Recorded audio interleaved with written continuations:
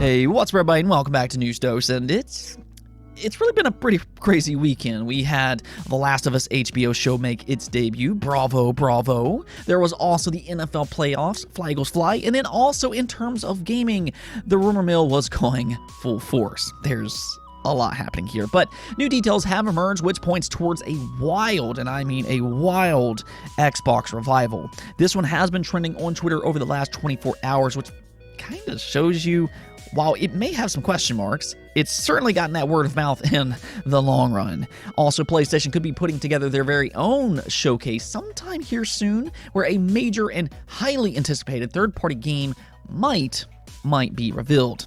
Yeah, fun times ahead. We'll get into all of that today.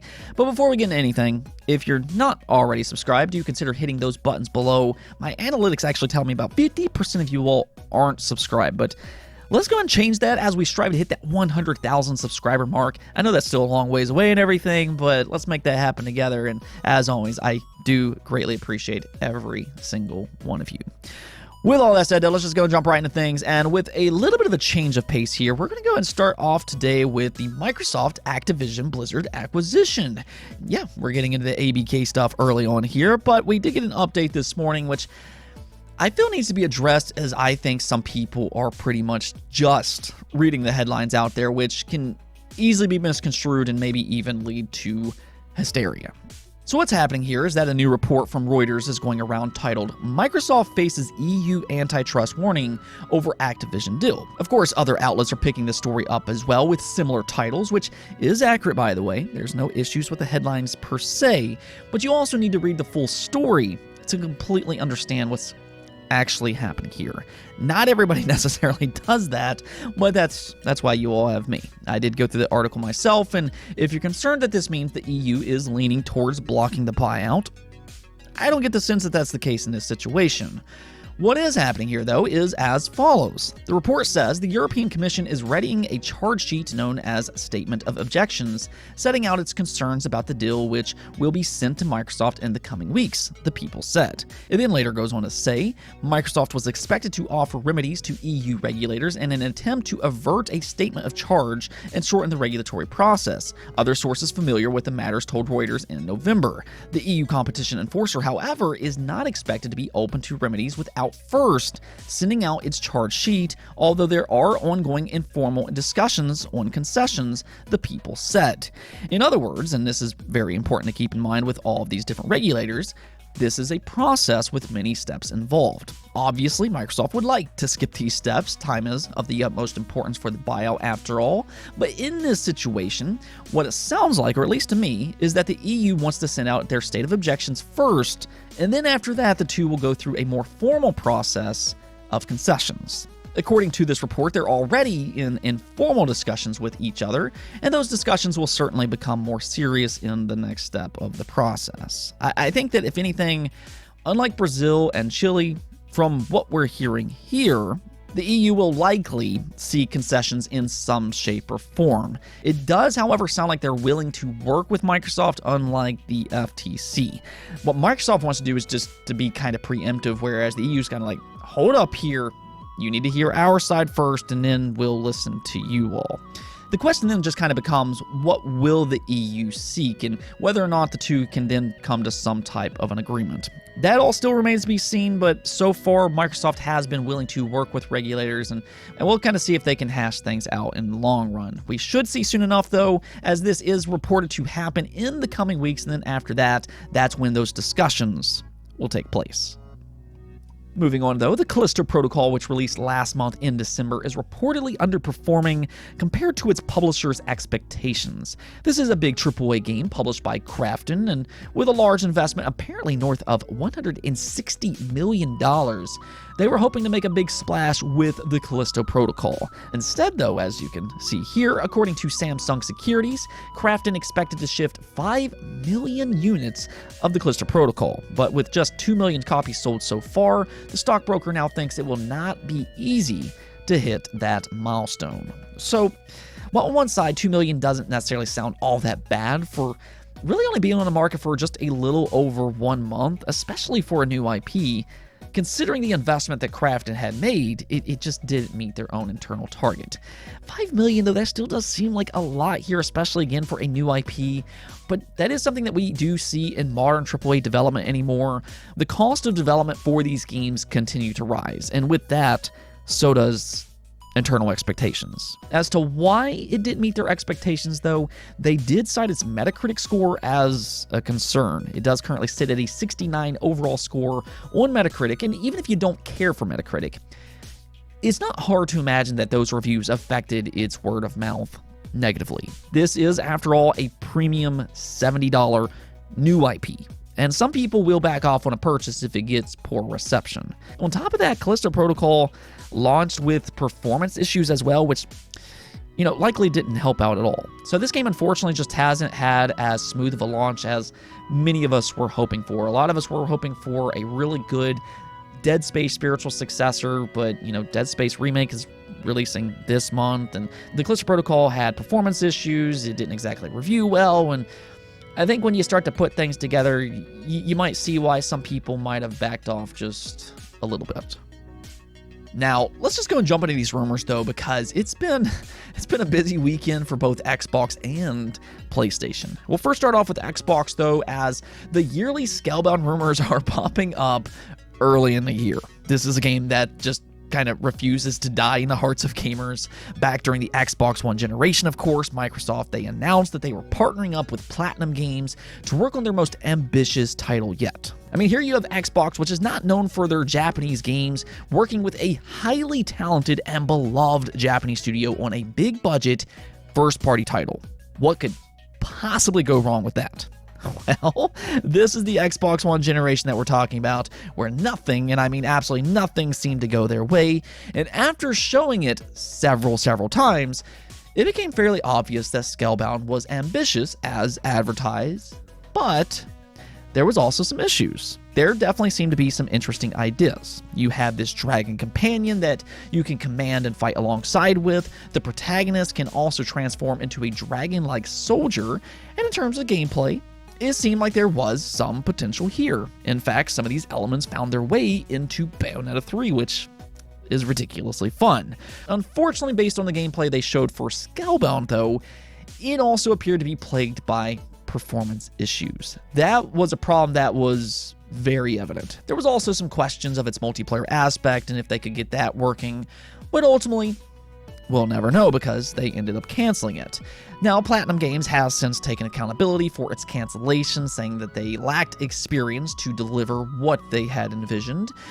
And here's the thing, they've been pretty adamant as of recent that they've learned a lot since then and have publicly requested Microsoft to give them another opportunity to revive Scalebound. So this is where this rumor kind of picks up some steam, because this has already been up in the air for a little while. And at least according to Nick Baker over on the Xbox Era podcast, Xbox might have actually taken him up on that request. According to him, this is what he said. Now look, it's very early, but I've been told that Platinum Games is working with Xbox again to look at bringing back Scalebound. So okay, on one side, I know some people might be a little tired hearing about a Scalebound revival. I get that. I do. We hear about this seemingly every year. But I don't really think that this idea is completely crazy. Now, per usual, don't take this as an absolute confirmation. This is just a rumor at the end of the day. But, and this is just me personally, but I wouldn't rule this rumor out either. Pretty much because of what I was just saying. Platinum Games wants to revive Scalebound. They've made that very clear, loud and publicly. Now, to be fair, they want to do a lot of different projects. They're always talking about different things that they like to do. But from what we've heard about Scalebound in the past, is that this was a passion project for Hideki Kamiya. So if Xbox wants, they have Platinum Games on board. Then when it comes to gamers, this has got to be one of the most high-profile cancellations of all time. And you're seeing that yet again with Scalebound trending over the weekend. If anything, and it's kind of strange to think about it this way, but because there's been so much discussion about its cancellation and so much hope about its revival, Scalebound has kind of gotten to that point that it might have better word of mouth than ever before. In a weird sort of way, its cancellation could have given it even more exposure in a long run if they do decide to bring it back. If you think about it, it's just kind of one of those dream games that you hear about year in and year out. It certainly has become a very well-known game after its cancellation, and I imagine if they announced some type of revival that it would grab a lot of attention, a lot of headlines, and a lot of buzz from the community online. Now, as for Xbox themselves, they're also in a far better position than what they were when they originally canceled it. I mean, back then, there were questions about the future of Xbox. They didn't have a big budget or anything like that, as Microsoft, the company, didn't fully back the Xbox brand. So Xbox likely had to make some tough decisions at this point in time, and I'm sure Scalebound was one of those decisions. They also had to shutter Lionhead right around the same time, but now under Satya Nadella's leadership, things have changed. They now have Microsoft's full support. They've been acquiring a ton of studios. They're trying to acquire Activision Blizzard for nearly $70 billion. That pretty much tells you everything that you need to know. The Xbox Series is also having success. It's much more powerful this time around, which could theoretically help with those performance issues that Scalebound saw previously. And then the Xbox Game Pass. It also allows them to take chances on riskier games, which you can kind of view Scalebound in that way. We also know for a fact Xbox wants to work with Japanese developers. They've made it their mission in recent years, and, well, here's an opportunity. Maybe a little bit of an unlikely opportunity, but I do think that there's some reason to maybe think the idea of a Scalebound revival isn't necessarily completely crazy. Am I saying that it will happen? No, that's not what I'm saying, but I could see it as a possibility. I still to this day believe Scalebound has some potential, and with Bayonetta 3, it's really only increased. That was a great game that took some of the elements that Scalebound previously used. I think the question for me, though, is if they do try and revive it, do they completely restart its development or just kind of pick up from where they left off?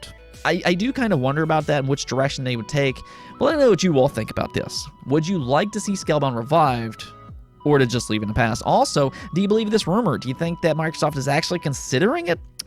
Let me know in the comments below. Now, as I said before, we also have something happening with PlayStation, as the Snitch apparently came out of early retirement and leaked some more information, this time through a public Discord server, where they said a reliable source had DM'd me on Twitter to say that PlayStation is about to announce third-party stuff very soon. Now, you can kind of take this a number of different ways. There's no clear indication what this leak is exactly referring to, but that hasn't stopped speculation from going absolutely bonkers over this. And you can also sort of pair this with some other rumblings going around. More on that in just a second, but the first of which is an upcoming PlayStation State of Play that focuses on third-party content.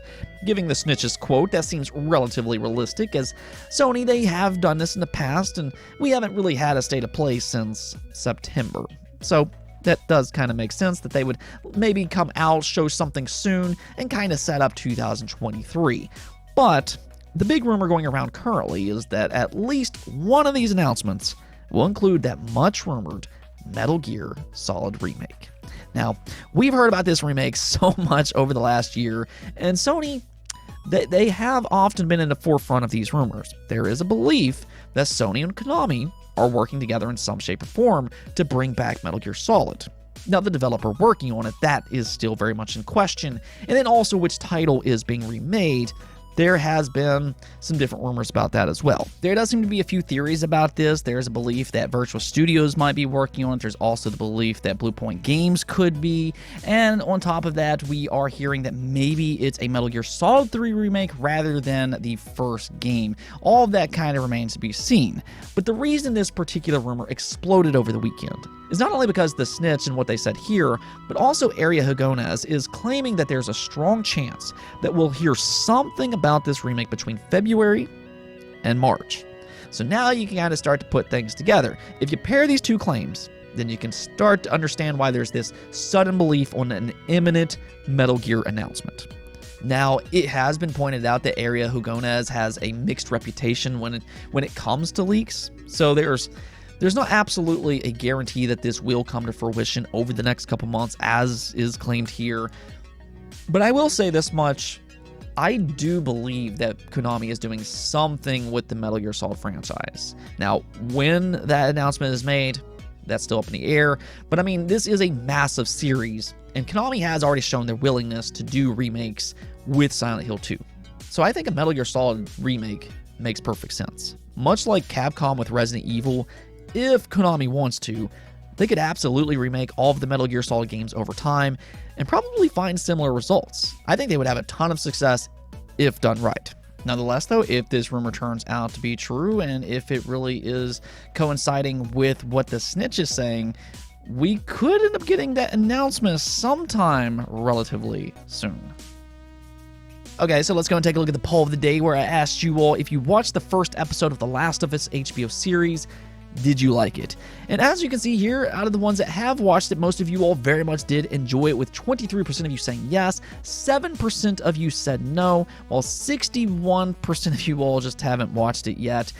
Now, hopefully that will change in the future as more episodes come out. That was probably really my only disappointment with the first episode, and that's just, you know, this being an HBO show, they're only going to have that one episode a week, similar to things like Game of Thrones. So yeah, I was a little disappointed we couldn't watch more, but that first episode was absolutely incredible. There has been very few times that I have watched a show or movie based off of a video game and came away thinking it was that good. With this show, though, I left thinking, wow, they might have actually just pulled it off. And I've talked to you all about this before, but the reason that I'm excited about this particular show is not necessarily for me. I've played the game. I know what to expect. But for people that haven't played it, because the story is so good, I'm really excited to see this game be experienced by more people, my wife included. Now I actually get to show her The Last of Us because she's not going to play the game. She's not much of a gamer, but now we can kind of experience this together, and that's really exciting for somebody like myself. So I was thrilled that they actually seemed to pull it off in the first episode. I mean, some of the scenes in this show directly mimics what's in the game. From the moments that they all get in a truck and they're trying to escape this plague, and you see the house burning down to the ground, or the city where you first kind of encounter all of the people that are maybe a little zombified, it looked like it came straight from the game. And then even with some of the lines, they came directly from the game. The acting was done phenomenally well. Yes, there was some minor changes, and they expanded on certain topics that I don't know if necessarily added too much to the story, but it was all done very well, and it stayed true to the source material. There wasn't those major changes that just completely changed the plot or something like that. So yeah, the first episode I thought was absolutely phenomenal. I mean, we still got to kind of see about the rest of the series. That we'll see as we start to see more episodes. But this was a great first episode, and dare I say, one of the best adaptations that I have seen thus far. Hopefully they can continue with that excellence throughout the series. Speaking of being faithful, though, when we first saw the character Marlene, I thought immediately, and I told my wife, I was like, man, she looks really similar to the actual game model, and apparently that's because she is. So you don't usually get to see voice actresses and voice actors get to reprise their role, but you do see that in the Last of Us series, and I thought that was just a really, really cool touch. Nonetheless, loved the first episode, and I'm really happy to see most of you all did as well. Just kind of looking through the comments, most of you all really seem to have enjoyed it. Some of you all said how it exceeded your expectations. Sebastian, kind of similar to me, said, I got my wife to watch it. It was hilarious watching her scream when the old lady turned. I really enjoyed it far more than I thought I would have. And yeah, I am with you all on this one. It exceeded my expectations as well. I wasn't sure what to expect going in, just because, again, we've had so many of these video game adaptations not be all that great, but this one seems to be just a little bit different. Let's bring on episode 2, though. Anyways, though, that's it for this episode, but if you liked the video, don't forget the bell notification and subscribe button for more content just like this. Also, if you'd like to support the channel through Patreon, thank you for making this content possible. Peace out.